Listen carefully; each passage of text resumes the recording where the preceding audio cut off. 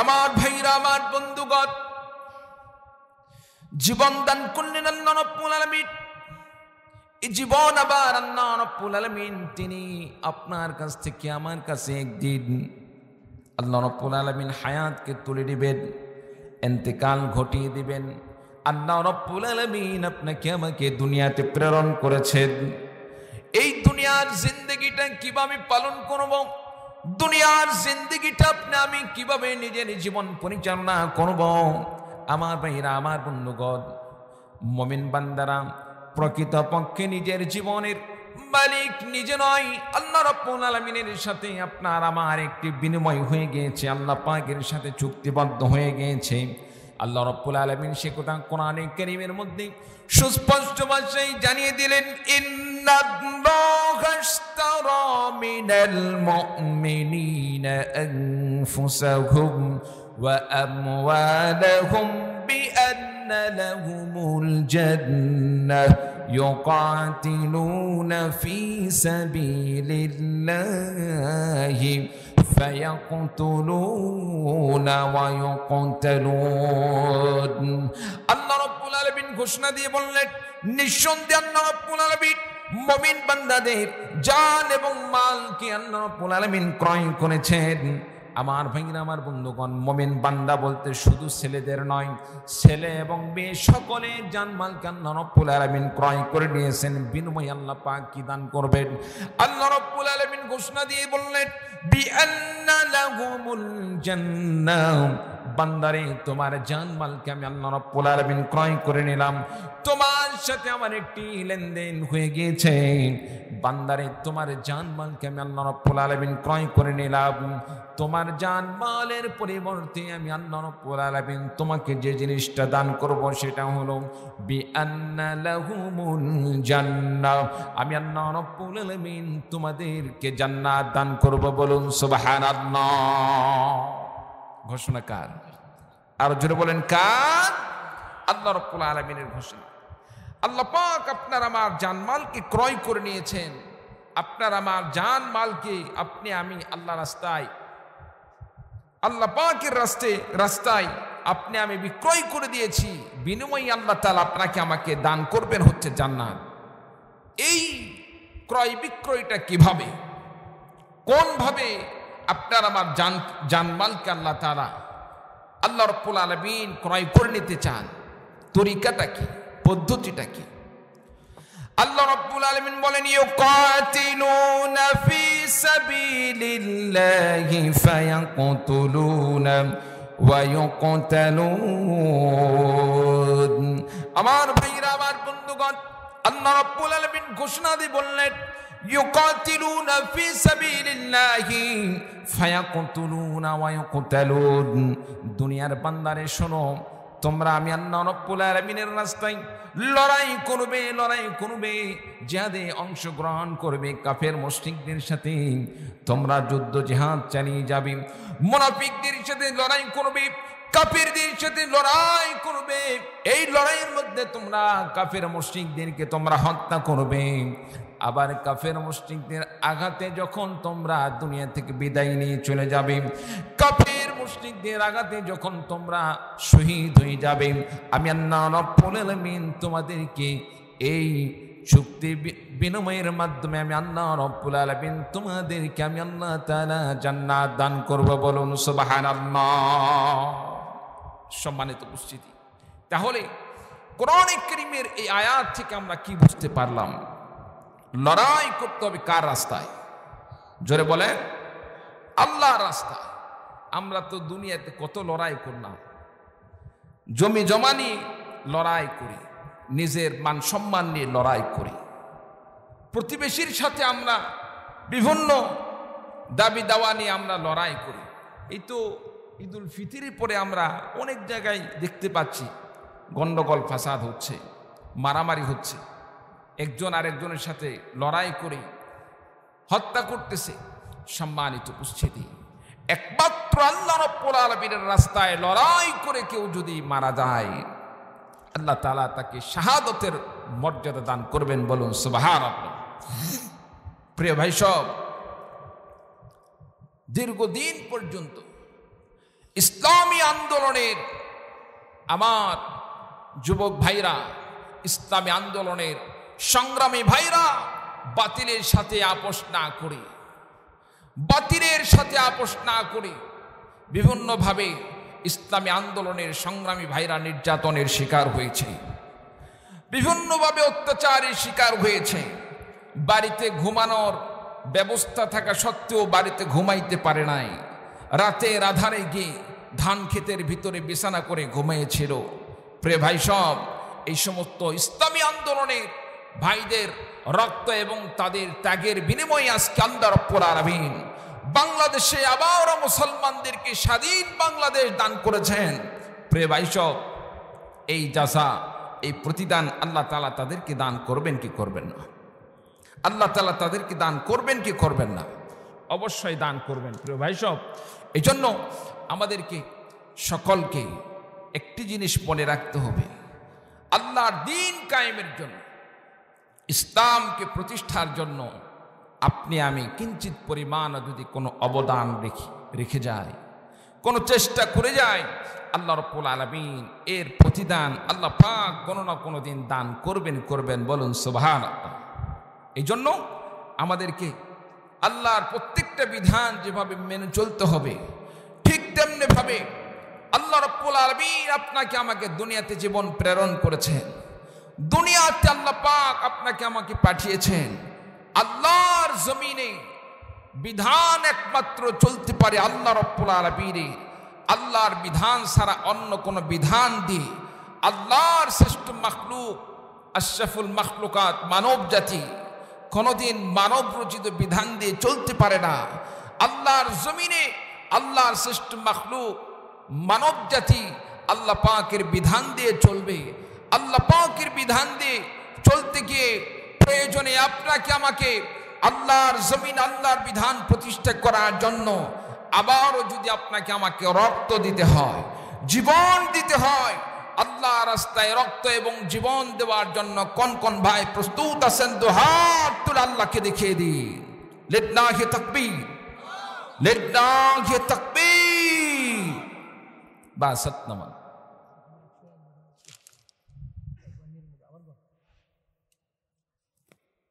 শীতও লাগতেছে, গরমও লাগতেছে, আবহাওয়াটা এমন একটা পরিস্থিতি, সমস্যা।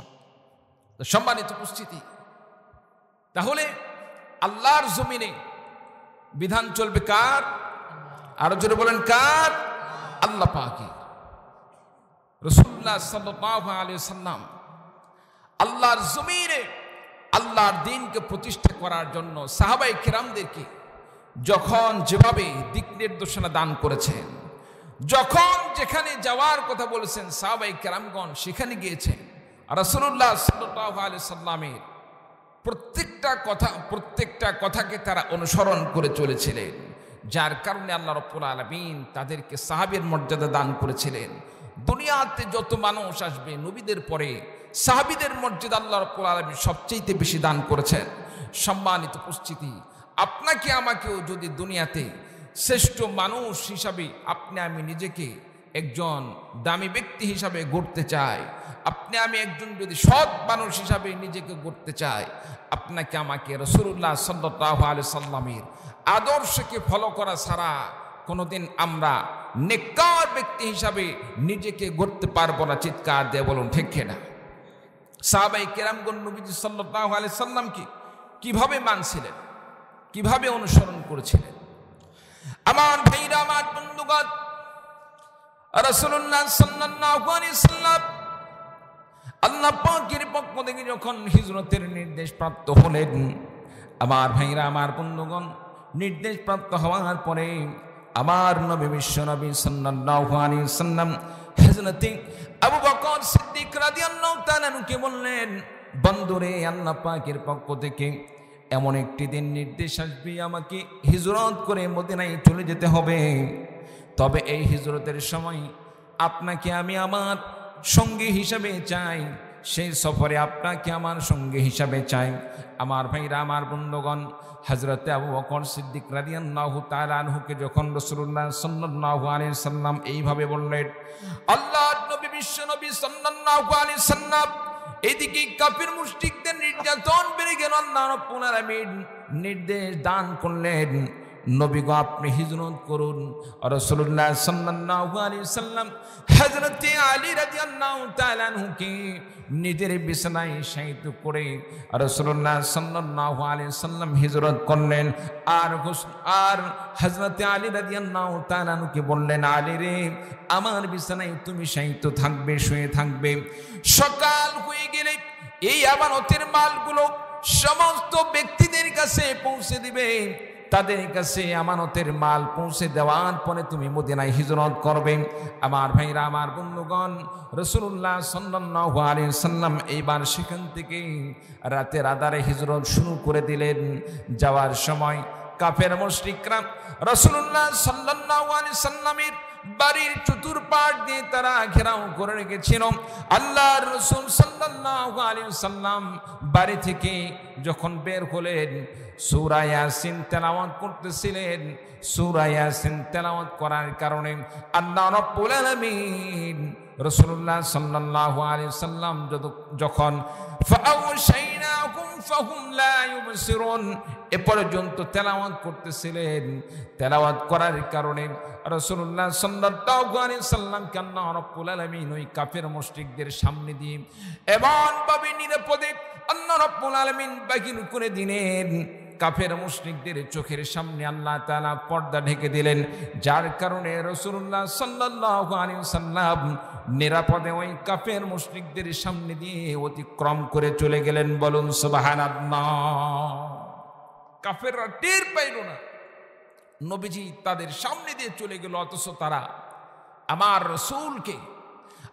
রসূলকে মারার জন্য, হত্যা করার জন্য তারা বাড়িকে ঘেরাও করে রেখেছিল। হযরতে আলী রাদিয়াল্লাহু তাআলা আনহু সেখানে বিছানায় শায়িত। সকাল হয়ে গেল। কাফেররা এবার যখন বিছানায় গিয়ে খোঁজ নিতে লাগলো, বিছানায় গিয়ে রসূলকে তালাশ করতে লাগলো, তারা দেখতে পাইল আমার রসূল সেখানে নাই। রসূলের জায়গায় হযরতে আলী রাদিয়াল্লাহু তাআলা আনহু শায়িত। চিৎকার দিয়ে বলুন সুবহানাল্লাহ।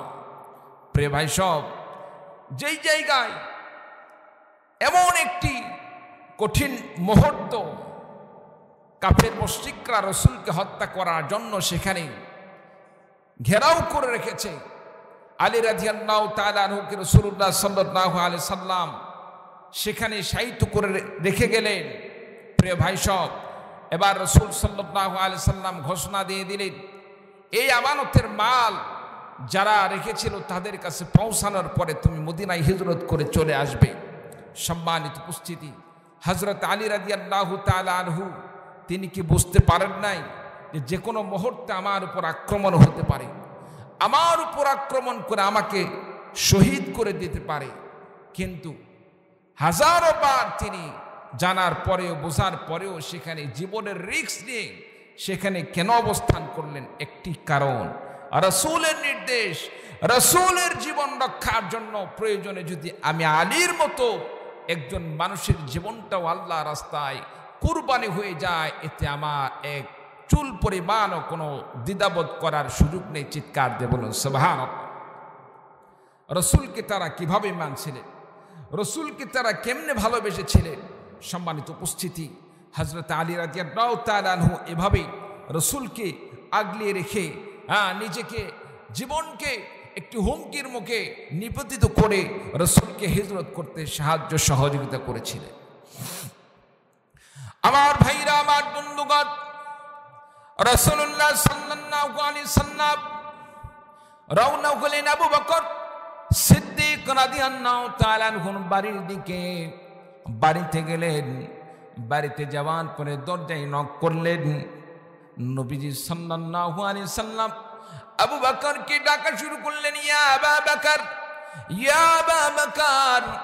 রাসূলুল্লাহ সাল্লাল্লাহু আলাইহি সাল্লাম যখন ডাকা শুরু করলেন, আমার ভাইরা, আমার বন্ধুগণ, একবার ডাক দেওয়ার সঙ্গে সঙ্গে হযরত আবু বকর সিদ্দিক রাদিয়াল্লাহু তাআলা আনহু আমার নবীজির ডাকে সাড়া দিলেন। লাব্বাইকা ওয়া সাদাইকা ইয়া রাসূলুল্লাহ। রাসূলুল্লাহ সাল্লাল্লাহু আলাইহি সাল্লামের ডাকে সাড়া দিলেন। আমার ভাইরা, আমার বন্ধুগণ, রাসূলুল্লাহ সাল্লাল্লাহু আলাইহি সাল্লাম যখন গভীর রাত্রিতে আবু বকর রাদিয়াল্লাহু তাআলা আনহুর সাড়া পাইলেন, সাড়া পাওয়ার সঙ্গে সঙ্গে আমার রাসূল সাল্লাল্লাহু আলাইহি সাল্লাম আনন্দ চিত্তে তিনি কান্নায় ভেঙে পড়লেন। এই গভীর রাত্রিতে আবু বকরকে ডাকলাম, আর আবু বকর এই রাত্রিতে কিভাবে এত তাড়াতাড়ি ডাকে সাড়া দিল? আমার ভাইরা, আমার বন্ধুগণ, রাসূলুল্লাহ সাল্লাল্লাহু আলাইহি সাল্লাম হযরতে আবু বকর সিদ্দিক রাদিয়াল্লাহু তাআলা আনহুকে বললেন, বন্ধুকে, একটা মানুষকে গভীর রাত্রিতে ডাক দিলে অন্ততপক্ষে সাড়া দেওয়ার জন্য 2-4-5 মিনিট লেগে যায় অটোমেটিক ভাবে। কারণ মানুষ ঘুম থেকে জাগ্রত হতে হয়, মানুষ ঘুম থেকে জাগার পরে সবকিছু ঠিক করার পরে মানুষের ডাকে সাড়া দেয়। কিন্তু প্রথম ডাকে কিভাবে তুমি আজকে আমার ডাকে সাড়া দিলে?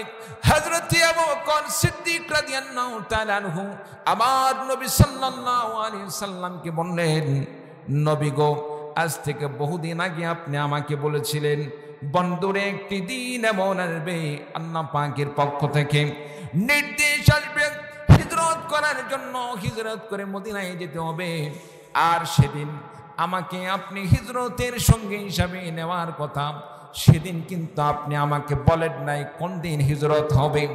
সেদিন কিন্তু আপনি আমাকে সময়ের কথা উল্লেখ করেন নাই, দিনের কথা উল্লেখ করেন নাই। সে সময় থেকে আপনার সঙ্গী হব এই আশায় আমি সব সময় অপেক্ষা করতাম কখন যেন আমার নবীজি এসে আমাকে ডাকে। সেদিন থেকে আমি সিদ্ধান্ত নিয়েছি, আমার নবী এসে যদি আমাকে ডেকে ডেকে যদি আমাকে প্রথম ডাকে, আমার নবী না পায়, নবীজি বড় কষ্ট পেয়ে যাবে। এই জন্য আল্লাহ রাসূল সাল্লাল্লাহু আলাইহি সাল্লাম কি হযরত আবু বকর সিদ্দিক রাদিয়াল্লাহু তাআলা আনহু বললেন, নবী গো, সেদিন থেকে আজ পর্যন্ত আমি দরজার সাথে হেলান দিয়ে ঘুমাই আর কানটাকে দরজার সাথে লাগিয়ে দিয়ে রাখি, এই জন্য যাতে করে আমার নবী প্রথমবারে ডাক দেওয়ার সাথে সাথে যেন আমি বুঝতে পারি এবং নবীজির ডাকে সাড়া দিতে পারি। নবীজি সাল্লাল্লাহু আলাইহি ওয়াসাল্লাম আমাকে ডেকে কোনো প্রকার যেন আমাকে না পাই, এইরকম না হয়। নবী গো, সেদিন থেকে আজ পর্যন্ত আমি দরজার সাথে হেলান দিয়ে দিয়ে ঘুমাই। চিৎকার দিয়ে বলুন সুবহানাল্লাহ। রাসূলুল্লাহ সাল্লাল্লাহু আলাইহি সাল্লামের ডাকে সাড়া দেওয়ার জন্য তাদের কেমন প্রস্তুতি ছিল।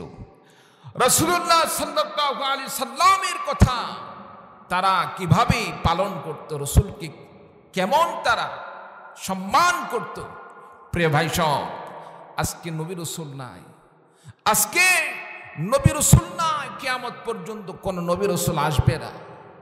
সুতরাং আপনাকে আমাকে এখন নবী নাই, রাসূল নাই, নবী রাসূল আসবে না, আপনি আমি কাকে অনুসরণ করব? কাদের মাধ্যমে আপনি আমি সমাজে নিজের জীবন করব? রাসূল সাল্লাল্লাহু আলাইহি সাল্লাম বলেন, আল উলামা ওয়ারাসাতুল আম্বিয়া, আলেম ওলামাগণ হচ্ছে নবীদের ওয়ারিস। কিয়ামত পর্যন্ত কোন নবী রাসূল আসবে না, কিয়ামত পর্যন্ত কোন নবী রাসূল আসবে না। তবে আমার ওয়ারিস হিসাবে রেখে গেলাম হক্কানি রব্বানি আলেম ওলামাগণ। তারা তোমাদেরকে যদি সৎপথে আহ্বান করে, তাদেরকে যদি তোমরা অনুসরণ করে চলো, আমি রাসূলকে তাদের অনুসরণের মধ্যে পাবে। চিৎকার দিয়ে বলুন সুবহানাল্লাহ।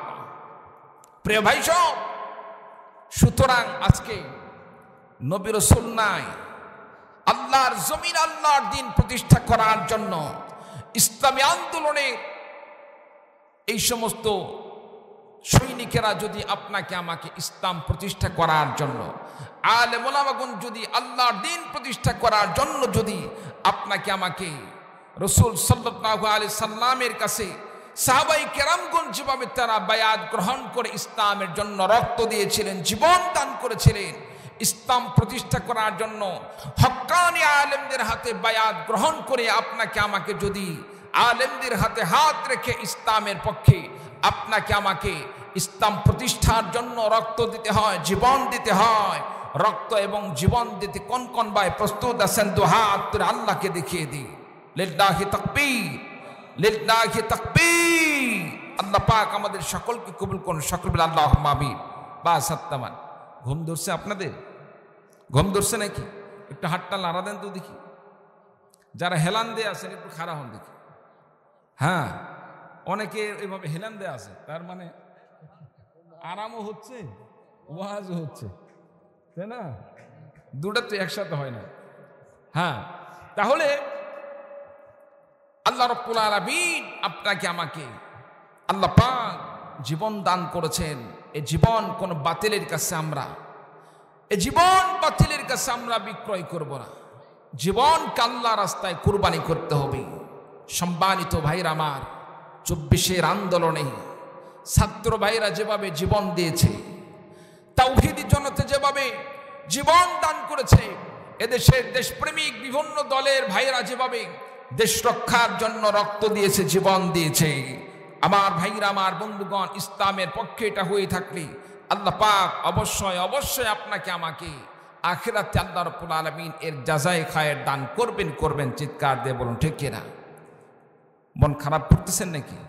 হ্যাঁ, জেলখানায় কারাগারে আবদ্ধ রেখে বছরের পরে বছর সেখানে আলেমদেরকে নির্যাতন করে শেষ করে দিল। কত আলেমদেরকে অন্যায়ভাবে তাদের মানহানি করা হলো, কত আলেমদের পরিবারকে ধ্বংস করে দেওয়া হলো। সম্মানিত উপস্থিতি, যারা ইসলামকে নিয়ে সিনেমিনি খেলে, ইসলামের ক্ষতি করতে চায়, তাদের সাথে কোনো প্রকার আপোষ নেই। রাজি আছেন তো ইনশাআল্লাহ? আমার ভাইরা, আমার বন্ধুগণ, হযরত আবু বকর সিদ্দিক রাদিয়াল্লাহু তাআলা আনহু আমার নবী, বিশ্ব নবী সাল্লাল্লাহু আলাইহি ওয়াসাল্লামের সাথে হিজরত শুরু করে দিলেন। আমার ভাইরা, আমার বন্ধুগণ, দুইজন মিলে একসাথে যখন হিজরত শুরু করে দিলেন, যাইতে সিদ্ধান্ত হলো বহুদূর যাওয়ার মতো এখন পরিবেশ নাই। কিছু সময় আশেপাশে কোনো জায়গায় নিরাপদ স্থানে অবস্থান করতে হবে। সাউদ পর্বতের সেই গুহার মধ্যে অবস্থান করলেন। আমার ভাইরা, আমার বন্ধুগণ, রাসূলুল্লাহ সাল্লাল্লাহু আলাইহি ওয়াসাল্লাম হযরত আবু বকর সিদ্দিক রাদিয়াল্লাহু তাআলা আনহুকে নিয়ে গুহার মধ্যে যখন অবস্থান করলেন, এইদিকে সকাল হয়ে গেল। কাফের মুশরিকরা আমার নবীজিকে খোঁজার জন্য তারা বাইর হয়ে পড়ল। চতুর্দিকে খোঁজাখুঁজি শুরু করে দিল, কোথায় গেল? রাসূলুল্লাহ সাল্লাল্লাহু আলাইহি ওয়াসাল্লাম এবং আবু বকর সিদ্দিক রাদিয়াল্লাহু তাআলা আনহু গুহার মধ্যে অবস্থান করতেছেন। আল্লাহ রাব্বুল আলামিন কিভাবে রক্ষা করেন, আল্লাহ পাক কিভাবে হেফাজত করেন, একটু দেখলেই বোঝা যায়। অল্প সময়ের মধ্যে আল্লাহ রাব্বুল আলামিন সেই গুহার মুখের মধ্যে কবুতর পাঠালেন। কবুতরে সেখানে বাসা বাঁধলো, বাসা বাঁধার পরে সেখানে ডিম পারলো, মাকড়সা সেখানে জাল বুনলো। এই সমস্ত মাধ্যমে আল্লাহ রাব্বুল আলামিন আমার নবীর সেখানে আল্লাহ রাব্বুল আলামিন নিরাপত্তার ব্যবস্থা করে দিলেন। কাফের মুশরিকরা রাসূলুল্লাহ সাল্লাল্লাহু আলাইহি ওয়াসাল্লামকে খুঁজতে এক পর্যায়ে গুহার নিকটে চলে আসলেন। গুহার নিকটে আসার পরে তারা রাসূল সাল্লাল্লাহু আলাইহি ওয়াসাল্লামকে খুঁজতে তাদের মধ্যে একজন বলতে লাগলো, নিশ্চিত এই গুহার মধ্যে আছে। আর একজন বলতে লাগলো, এই গুহার মধ্যে কোনোদিন মানুষ থাকতে পারে না। এইদিকে আবু বকর সিদ্দিক রাদিয়াল্লাহু তাআলা আনহু আমার ভাইরা, আমার বন্ধুগণ, নিচ থেকে উপরে সবকিছু দেখতেছে। কখন যেন তারা নিচের দিকে তাকানোর সঙ্গে সঙ্গে আমাদেরকে চিনে ফেলে দেয়, আমাদেরকে গ্রেফতার করে ফেলে দেয়। হযরত আবু বকর সিদ্দিক রাদিয়াল্লাহু তাআলা আনহু চিন্তিত হয়ে গেলেন, টেনশন করতে লাগলেন। আল্লাহ রাব্বুল আলামিন এবার আবু বকর সিদ্দিক রাদিয়াল্লাহু তাআলা আনহুর কথা শিখেন। আল্লাহ পাক কোরআনে কারীমের মধ্যে আল্লাহ রাব্বুল আলামিন বর্ণনা করেন, ইদহুমা ফিল গার ইদ ইয়াকুলু লিসাহিবিহি লা তাহজান ইন্নাল্লাহা মা'ানা। হযরত আবু বকর সিদ্দিক রাদিয়াল্লাহু তাআলা আনহু চিন্তায় বিভোর হয়ে পড়লেন। নবীজিকে বললেন, ইয়া রাসূলুল্লাহ, ইয়া হাবিবাল্লাহ, ওই যে কাফেররা চলে এসেছে, কখন যেন আমাদেরকে ধরে ফেলে দেয়। রাসূলুল্লাহ সাল্লাল্লাহু আলাইহি ওয়াসাল্লাম আবু বকর সিদ্দিক রাদিয়াল্লাহু তাআলা আনহুকে বললেন, বন্ধুরে, চিন্তা করো না, টেনশন করো না, চিন্তার কোনো কারণ নাই, টেনশনের কোনো কারণ নেই। তুমি মনে করছো এখানে তুমি আর আমি আমরা দুইজন রয়েছি। না না না, আমরা দুইজন শুধু নয়, এখানে তোমার সাথে আমার সাথে তোমাকে এবং আমাকে সাহায্য করার জন্য আরেকজন রয়েছে, তিনি হলেন তোমার আমার রব আল্লাহ। চিৎকার দিয়ে বলুন সুবহানাল্লাহ। কাফেররা মুহূর্তের মধ্যে কিন্তু রাসূলুল্লাহ সাল্লাল্লাহু আলাইহি সাল্লামকে গ্রেফতার করে ফেলে দেয়। প্রিয় ভাই সব, এমন একটি সেন্সিটিভ জায়গাতে রাসূলুল্লাহ সাল্লাল্লাহু আলাইহি সাল্লাম এবং আবু বকর সিদ্দিক রাদিয়াল্লাহু তাআলা আনহুকে কাফের মুশরিকদের হাত থেকে সেখানে যিনি রক্ষা করলেন তার নাম কি? আর জোরে বলেন, তার নাম কি? আল্লাহ পাক। প্রিয় ভাই সব, এই জন্য আপনাকে আমাকে ইসলামের পক্ষে আমিরের সাথে ইসলামী যে সমস্ত নেতৃবৃন্দ আপনাকে আমাকে দিক নির্দেশনা দান করবেন, ইসলামী হুকুমত প্রতিষ্ঠার জন্য বাংলাদেশে যতগুলো ইসলামী দল আছে, যারা বাংলার জমিনে ইসলাম প্রতিষ্ঠা করার স্বপ্ন দেখে, তাদের প্রত্যেকটা ডাকে আপনাকে আমাকে সেভাবেই সাড়া দিতে হবে যেভাবে সাহাবায়ে কেরামগণ রাসূলুল্লাহ সাল্লাল্লাহু আলাইহি সাল্লামের ডাকে সাড়া দিয়েছিলেন। আপনি আমি যদি সেভাবে সাড়া দিতে পারি, আল্লাহ রাব্বুল আলামিন এই আল্লাহর জমিনে ইসলামী হুকুমত প্রতিষ্ঠা করে দিবেন। আর ইসলামী হুকুমত প্রতিষ্ঠা হোক, এই স্বপ্ন যদি আপনার আমার না থাকে, ইসলামী হুকুমত প্রতিষ্ঠার স্বপ্ন না থাকে, ইসলামী হুকুমত প্রতিষ্ঠার জন্য যদি চেষ্টা না থাকে, অন্তত পক্ষে পরিপূর্ণ মুমিন বলা চলে না। ইমানদার বলে নিজেকে পরিচয় দেওয়া যায় না। নিজেকে ইমানদার পরিচয় দিতে হলে অন্তরে ইসলামী হুকুমতের আপনার আমার চেষ্টা থাকতে হবে, তামান্না থাকতে হবে। আল্লাহ তাআলা যেন অন্তত পক্ষে মৃত্যুর আগে ইসলামী হুকুমত প্রতিষ্ঠার জন্য আপ্রাণ চেষ্টা করার তৌফিক দান করেন এবং জীবনে যেন আল্লাহ রাব্বুল আলামিন ইসলামী হুকুমত দেখার তৌফিক দান করেন। সকলে বলে আল্লাহুম্মা আমিন। আবার ভাইরা আমার বন্ধুগণ, ইসলামী হুকুমতের জন্য আপনাকে আমাকে আল্লাহর রাস্তায় রক্ত দিতে হবে, জীবন দান করতে হবে। আল্লাহর দ্বীন প্রতিষ্ঠা করার জন্য আপনাকে আমাকে আল্লাহর রাস্তায় নিজের জীবন কুরবানি করতে হবে। কেমন নিজের জীবন কুরবানি করে দিব? রাসূলুল্লাহ সাল্লাল্লাহু আলাইহি সাল্লামের সাহাবায়ে কেরামদের ইতিহাস যদি আমরা পড়ি, নবীর সাহাবায়ে কেরামদের জীবনে যদি আমরা পড়ি, তাদের জীবনে যদি আমরা অনুসরণ করি, তাহলে বুঝতে পারবো নিজের জীবনকে কিভাবে সাজাইতে হবে। আমার ভাইরা, আমার বন্ধুগণ, হযরতে হানজালা রাদিয়াল্লাহু তাআলা আনহুর জীবন ইতিহাস একটু আমরা যদি লক্ষ্য করে দেখি, হযরতে হানজালা রাদিয়াল্লাহু তাআলা আনহু নতুন বিবাহ করলেন, নববধূকে ঘরে নিয়ে নিজেরা প্রথমবারের মতো নিজেরা ঘরে তারা স্বামী স্ত্রী মিলন ঘটালেন, তারা নিজেরা ভালোবাসা বিনিময় করলেন। এমন সময় কে জন এসে কানে খবর দিয়ে যায়, রে নবীর উম্মতেরা, রে নবীর সাহাবীরা, কে আসো, নবীকে ভালোবাসো। ওই দিকে রাসূলুল্লাহ সাল্লাল্লাহু আলাইহি সাল্লাম উহুদের ময়দানে শহীদ হয়ে গিয়েছে। রাসূলুল্লাহ সাল্লাল্লাহু আলাইহি সাল্লামের সাথে কাফির মুশরিকদের বিরুদ্ধে যুদ্ধ করতে কে কে প্রস্তুত আছো? কোন সাহাবী আছো? উহুদের ময়দানে রাসূলুল্লাহ সাল্লাল্লাহু আলাইহি সাল্লাম কাফিরদের সাথে যুদ্ধে সংগ্রামে শহীদ হয়ে গিয়েছেন। হযরতে হানজালা রাদিয়াল্লাহু তাআলা আনহু, হযরতে হানজালা রাদিয়াল্লাহু তাআলা আনহু এবার হাত থেকে গোসলের যে কাপড় ছিল, গামছা কিংবা লুঙ্গি, স্ত্রীর হাতে দান করলেন। দেওয়ার পরে সেখান থেকে তরবারি নিলেন আর স্ত্রীকে বললেন, প্রাণের স্ত্রী, আজকে তোমার সাথে আর দেখা করার মতো সুযোগ নেই, আর সময় নেই, গোসল করার মতো সময় নেই। আমার নবী উহুদের প্রান্তে সেখানে শহীদ হয়ে গিয়েছেন, যুদ্ধের ময়দানে লড়াই করার জন্য সেখানে যাইতে হবে। হযরতে হানজালা রাদিয়াল্লাহু তাআলা আনহুর স্ত্রী স্বামীকে বললেন, প্রাণের স্বামী গো, সামান্য কিছু সময় দান করো, চেহারাটাকে একটু ভালো করে দেখে নেই, এমনভাবে দেখে নেই যাতে করে আখিরাতে যখন আল্লাহ রাব্বুল আলামিন আমাদেরকে সেখানে পুনরুত্থিত করবেন, সেদিন আপনার চেহারা দেখে যেন সেদিন আমি আপনাকে চিনতে পারি, এই জন্য একটু ভালো করে দেখে নেই।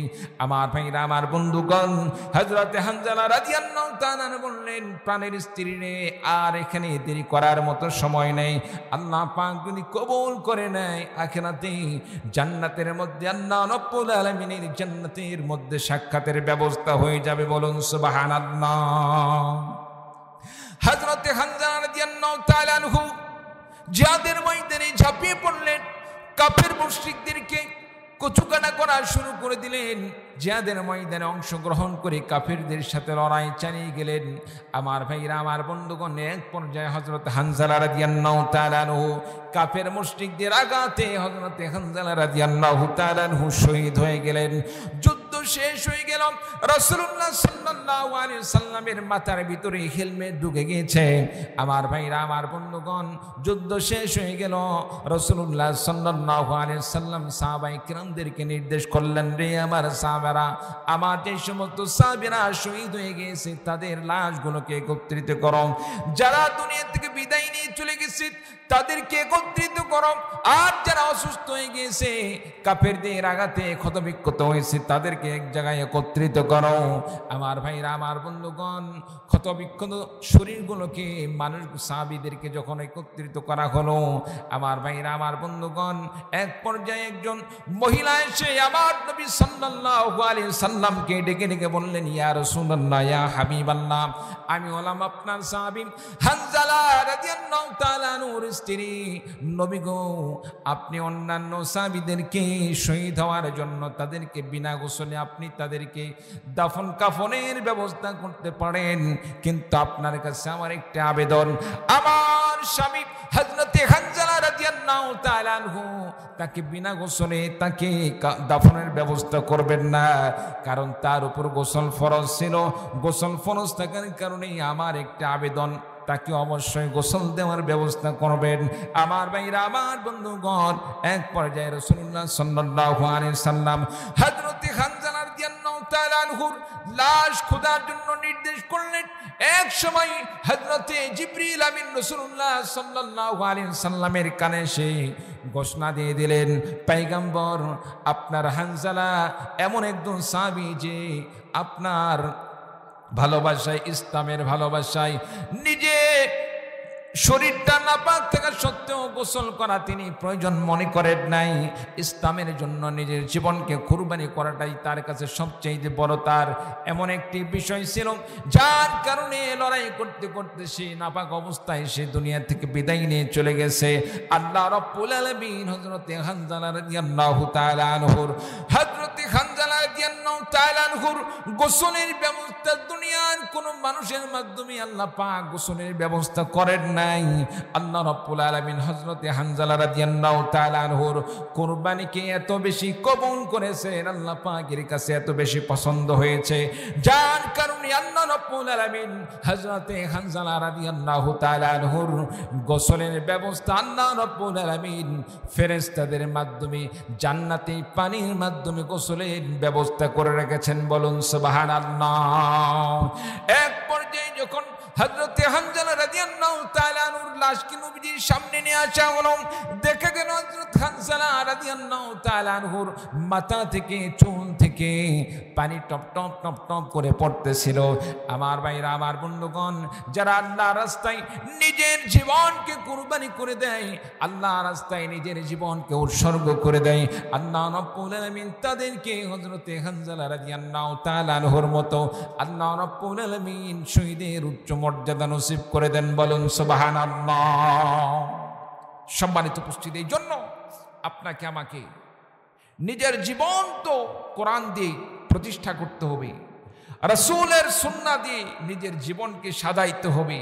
আল্লাহর দ্বীন প্রতিষ্ঠার জন্য, ইসলাম প্রতিষ্ঠা করার জন্য, আল্লাহর দ্বীনের জন্য যদি আপনাকে আমাকে রক্ত দিতে হয়, জীবন দিতে হয়, আল্লাহর দ্বীন রক্ষা করার জন্য রক্ত দিতে হবে, জীবন দিতে হবে, নিজের সন্তানদেরকে প্রয়োজনে এতিম করতে হবে, নিজের স্ত্রীকে যদি বিধবা করতে হয় করতে হবে, তবু বাতিলের সাথে কোনো আপোষ নেই, কাফের মুশরিকদের সাথে কোনো আপোষ নেই। ইসলামের পক্ষে নিজের জীবন কুরবানি করতে হবে। রাজি আছেন তো ইনশাআল্লাহ? আল্লাহ পাক কবুল করুন সকল বলে আল্লাহুম্মা আমিন। সম্মানিত উপস্থিতি, এই জন্য আমাদেরকে সাহাবায়ে কেরামদের জীবনে থেকে আমাদেরকে শিক্ষা গ্রহণ করতে হবে, আমাদেরকে সেখান থেকে শিক্ষা গ্রহণ করে নিজের জীবনকে আল্লাহ রাস্তায় পরিচালিত করতে হবে। প্রিয় ভাই সব, যারা আল্লাহ রাস্তায় নিজের জীবন কোরবানি করে দেয়, আল্লাহ রাস্তায় যারা লড়াই করে নিজের জীবনকে শেষ করে দেয়, তাদের কি মৃত বলা যায়? তাদেরকে কি মৃত বলা যায়? মৃত বলা যায় না। কত আলেম ওলামাগণ আমার দেশ থেকে জালেমদের হাতে নির্যাতনের শিকার হয়ে দুনিয়া থেকে বিদায় নিয়ে চলে গেছেন। আল্লামা সাইদ রহিমাহুল্লাহ তাআলা, তার সম্পর্কে আমরা এটা জোর গলায় বলতে পারি। সুস্থ ব্যক্তি সেখানে হাসতে হাসতে গেল, লাশ হয়ে ফিরে আসলো। এটা কি ষড়যন্ত্র নয়? এটা কি গোপনে হত্যা নয়? সম্মানিত উপস্থিতি, কি পরিমাণ আমাদের দেশে তাওহীদবাদী মুসলমানদেরকে হত্যা করা হয়েছে, ইসলামী নেতৃবৃন্দদেরকে হত্যা করা হয়েছে। যেদিন পতন হয়েছে সেদিন আমরা বুঝতে পেরেছি। বিমানবন্দরে অস্ত্র ফেলে সরকারি পোশাক পরিহিত শত শত বাহিনীর লোকেরা বিমানে উঠে দাদাবাবুদের দেশে যাচ্ছিল। তারা আসলে কে ছিল? তাদের পরিচয়টা কি? তারা কে ছিল? তারা কোথায় থেকে এসেছিল? তারা কেন পাসপোর্ট ভিসা ছাড়াই এদেশকে ত্যাগ করার মতো তারা এইরকম সুযোগ পাইল? সম্মানিত উপস্থিতি, এগুলোর মাধ্যমে স্পষ্ট হয়ে যায় এদেশকে শোষণ করা হয়েছে। এদেশকে নির্যাতনে স্টিম রোলার চালানো হয়েছে আলেমদের প্রতি। শুধুমাত্র ইসলামের কথা বলার কারণে আলেমদেরকে নির্যাতন করা হয়েছে, হত্যা করা হয়েছে। আলেমদেরকে কারাগারে আবদ্ধ করে রেখে সেখানে মাসের পরে মাস, বছরের পরে বছর সেখানে নির্যাতন করা হয়েছে।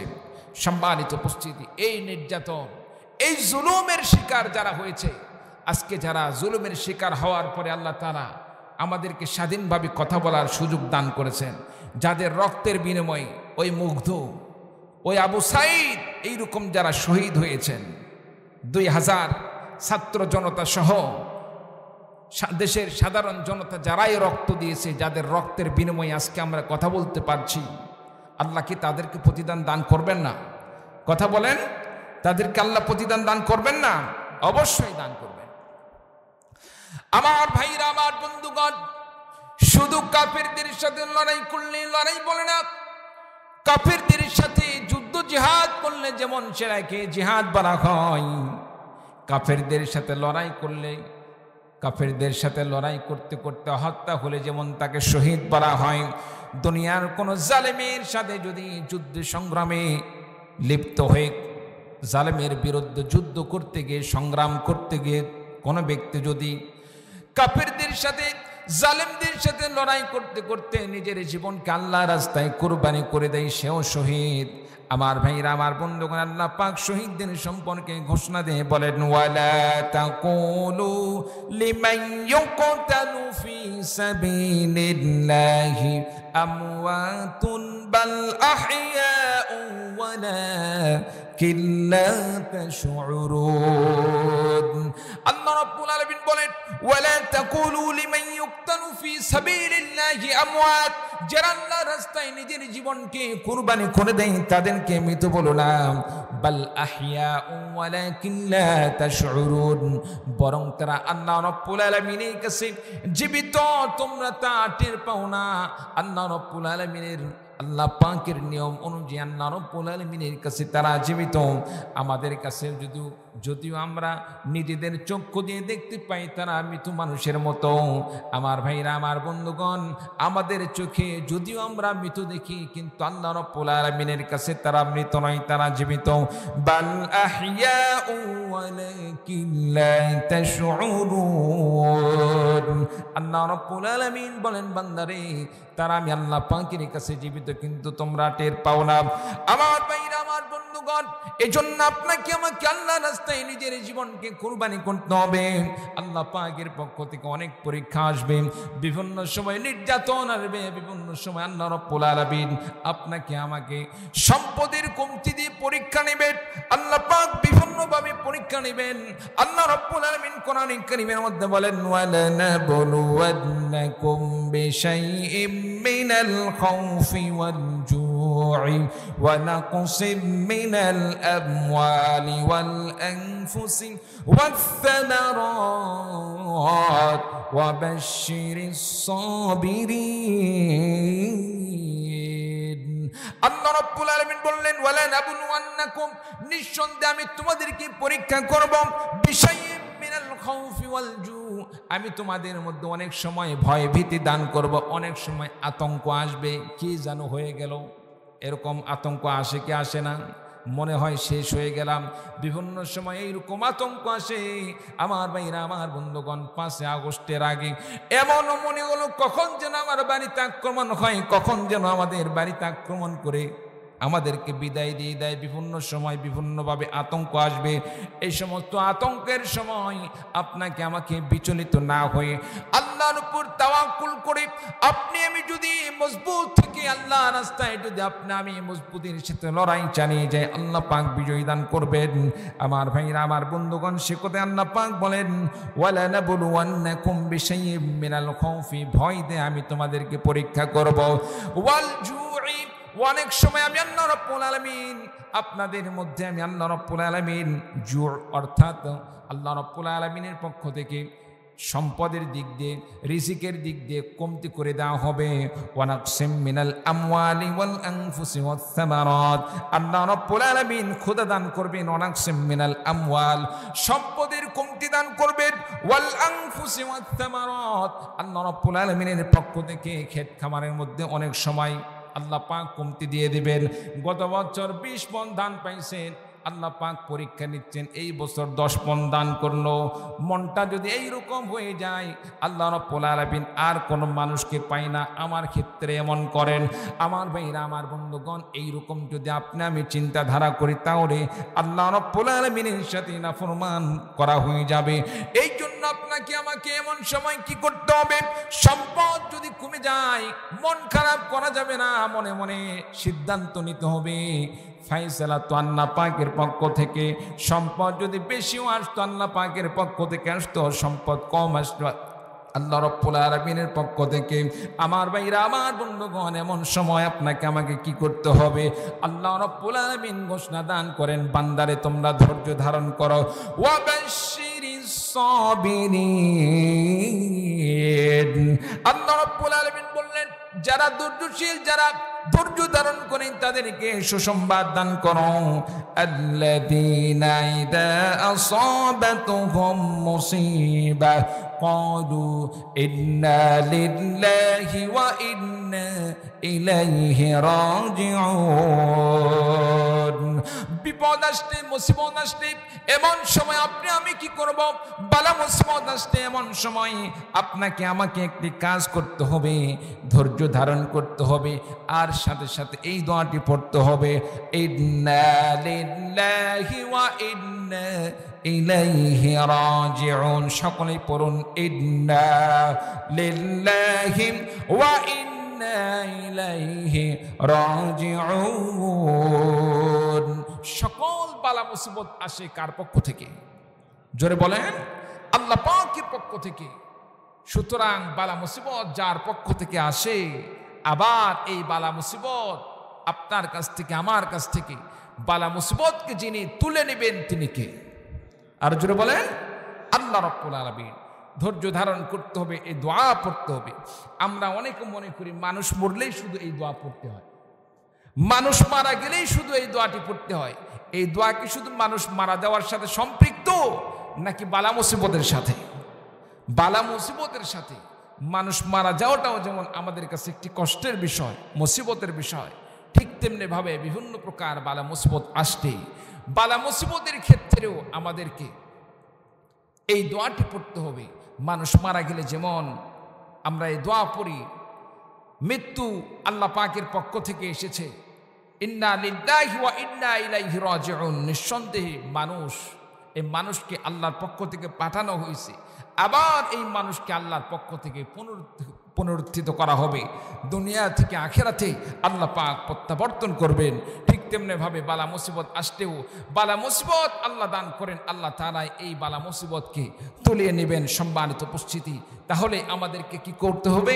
আমাদেরকে এখান থেকে সিদ্ধান্ত নিতে হবে, আল্লাহ রাব্বুল রব্বুল আলামিন যে দিন দান করছেন, ইসলাম দান করছেন, আল্লাহর দিনকে আল্লাহর জমিনে প্রতিষ্ঠা করার জন্য আমাদের সকলকে ঐক্যবদ্ধভাবে ইসলামের পক্ষে কাজ করতে হবে, ইসলামী আন্দোলনে সংগ্রাম করতে হবে। দুনিয়ার কোন মানব রচিত বিধান নয়, কোন মানুষের তৈরি কোনো দলকে অনুসরণ নয়, আল্লাহর দল ইসলামকে অনুসরণ করে আপনার আমার জীবন পরিচালনা করতে হবে। রাজি আছেন তো ইনশাআল্লাহ?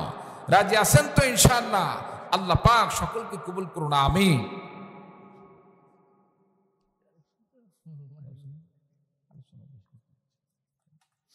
সম্মানিত উপস্থিতি, তাহলে আপনাদের কাছে আমার যে আবেদনটা, বাগমারা এই থানাটি আলহামদুলিল্লাহ এখানে ইসলামের অনেক সিপাহ সালার আছেন যারা ইসলামের পক্ষে লড়াকু সৈনিকের মতো কাজ করে যাচ্ছেন। অন্তত পক্ষে আপনাদের কাছে আবেদন থাকবে, তাদের সাথে ঐক্যবদ্ধ হয়ে তাদের হাতকে আপনারা শক্তিশালী করবেন। পারবেন তো ইনশাল্লাহ? পারবেন তো ইনশাল্লাহ? ইসলামের পক্ষে কাজ করবেন, কোরআনের পক্ষে কাজ করবেন। ইসলামী দল সেটা যেটাই হোক না কেন, হ্যাঁ, শুধু ইসলামী দল নয়, অন্য কোনো দলেরও মানুষ যদি বলে হুজুর আমি দল করি অন্যটা, কিন্তু আমি চাচ্ছি এখানে ইসলামের কাজ হোক, তারও পক্ষে আমি আছি। কিন্তু যদি ইসলামকে বাদ দিয়ে তার চিন্তাধারা যদি ইসলাম বিরোধী হয়, কোরআন বিরোধী হয়, তাদের সাথে আমরা নেই। কারণ আপনি আমি মুসলমান, আপনার আবার আখিরাতে সর্বপ্রথম প্রশ্ন হবে মান রব্বুকা, তোমার রবকে, অমান নাবিয়ুকা, তোমার নবীকে, অমা দীনুকা, তোমার দিন কি ছিল। আজকে আল্লাহর দিন বাদ দিয়ে যদি মানব রচিত বিধান দিয়ে আমরা চলি, আল্লাহর ইবাদত বাদ দিয়ে আল্লাহর পক্ষে যারা দাওয়াত দান করে তাদেরকে অনুসরণ না করে, দুনিয়াতে যারা বিভিন্ন মতবাদের পক্ষে আহ্বান করে তাদেরকে অনুসরণ করে, আখিরাতে ফেরেশতার এই সমস্ত প্রশ্নের আমরা কোনো জবাবদিহিতা করতে পারবো না। এই জন্য আখিরাতে মুক্তির জন্য আপনাকে আমাকে দুনিয়াতেই এমন কিছু কাজ করে যেতে হবে যার মাধ্যমে আল্লাহ রাব্বুল আলামিন আপনাকে আমাকে আখিরাতে আল্লাহ পাক মাফ করে জান্নাতে যাওয়ার ব্যবস্থা করে দেন। চিৎকার দিয়ে বলুন আল্লাহুম্মা আমিন। সম্মানিত উপস্থিতি, এই জন্য আপনাদের কাছে আবেদন, আমরা সকলে মিলে 5 ওয়াক্ত নামাজ ঠিক মতো আদায় করব, সালাত আদায় করব, আল্লাহর অন্যান্য ফরজ বিধান যেগুলো আছে ফরজ বিধানগুলো আমরা পালন করব। ইসলামী হুকুমাতের জন্য, ইসলাম প্রতিষ্ঠার জন্য আপনাকে আমাকে সর্বাত্মকভাবে চেষ্টা চালিয়ে যেতে হবে। আপনি আমি সর্বাত্মকভাবে চেষ্টা চালিয়ে যাব। আল্লাহ পাক আমাদের সকলকে তৌফিক দান করুন। সকলে বলে আল্লাহুম্মা আমিন। আর জোরে বলে আল্লাহুম্মা আমিন। সম্মানিত উপস্থিতি, আলোচনা ইচ্ছা ছিল আরও কিছুক্ষণ করব, কিন্তু শারীরিক পরিস্থিতির কারণে আমি আলোচনা খুব একটি দীর্ঘ সময় আলোচনা করতে পারছি না। কারণ আমি জানি বাগমারার মাহফিল সারা রাত হয়, রাত 2টা-3টা পর্যন্ত মাহফিল হয়। ইতিপূর্বে বিভিন্ন জায়গায় প্রোগ্রাম করছি, তো শারীরিক পরিস্থিতির উপর আপনাদের কাছে আমি আর ওই লেভেলের খুব একটি চাপ নিতে চাচ্ছি না। আপনাদের কাছে দোয়া চাই, আল্লাহ রাব্বুল আলামিন আমাকে যেন ইসলামের পক্ষে কবুল করেন, এবং আপনাদের জন্য আমি দোয়া করছি আল্লাহ রাব্বুল আলামিন আপনাদের সকলকে যেন আল্লাহ তাআলা ইসলামী সিপাহসালার হিসাবে, ইসলামের খাদেম হিসাবে, ইসলামের সৈনিক হিসাবে আল্লাহ পাক যেন কবুল করেন। আল্লাহুম্মা আমিন।